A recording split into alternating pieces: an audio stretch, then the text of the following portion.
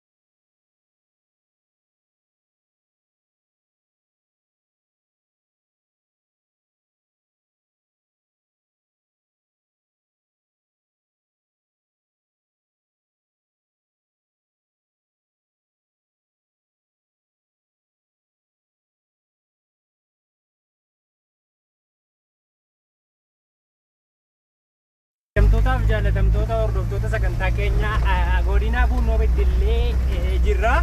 Buunoo Beddellee baadiyyaa isaa keessa deemnee daawwataa jirra. Ganda Madaallee jechuudha kuni. Egaa guyyaa irraa daawwitumaaf kan baane jechuudha. Isinis immoo warroonni biyya garaa garaa teessanii nu hordoftanu biyya keessan baadiyyaa magaalaa ilaaltanii akka itti gammaddan abdii guddaa isinirraa qabna jechuudha. Azumaan YouTube channel keenya subscribe gochuudhaan hordofaa. Tabbaa gaggaarii jira. Konkolaachisaan keenyas egaanuma faana jira.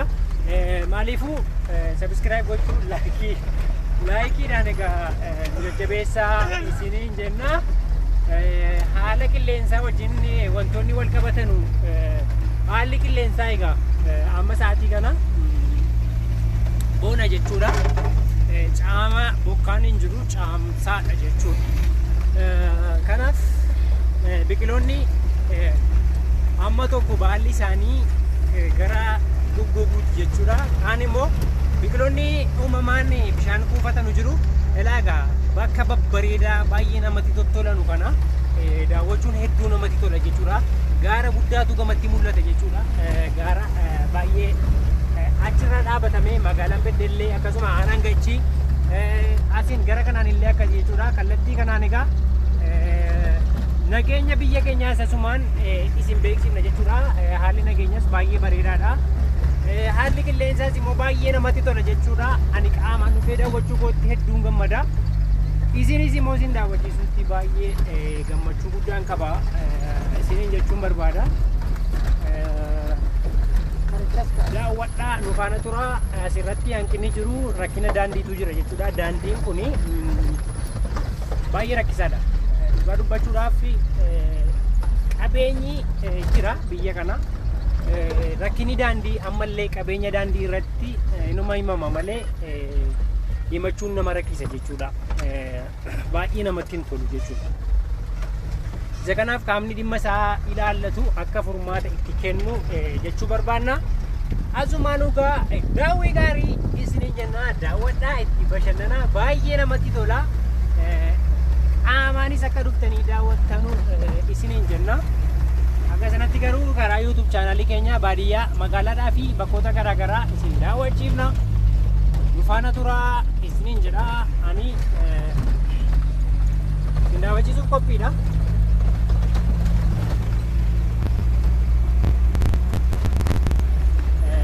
Guddaa gaaratti mul'ata. Akka asii ol argaa jirtan kana gubataadha jechuudha. Ibidditti gadhiifamee gubatee ture.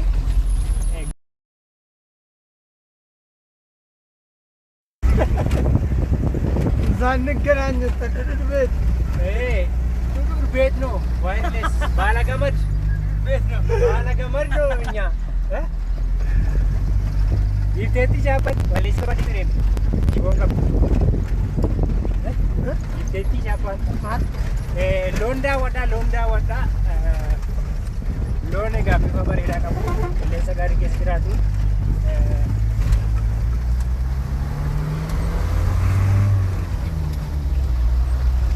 baay'ee namatti tola dhugaa rabbi. Uumama qabeenya uumamaa hedduu qabdi jechuudha biyyi keenya.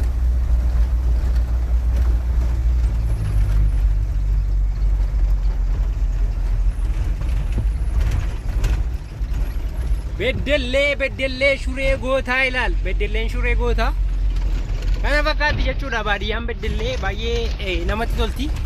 Gama kanatti kan mul'atu mana namaati, muuziidha, akkasuma biqilaa garaagaraati jechuudha. Yeroo biraa bal'inaan isin daawwachiifna.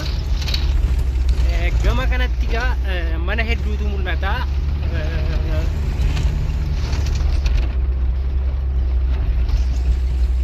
Daawwadhaa isiniin jenna.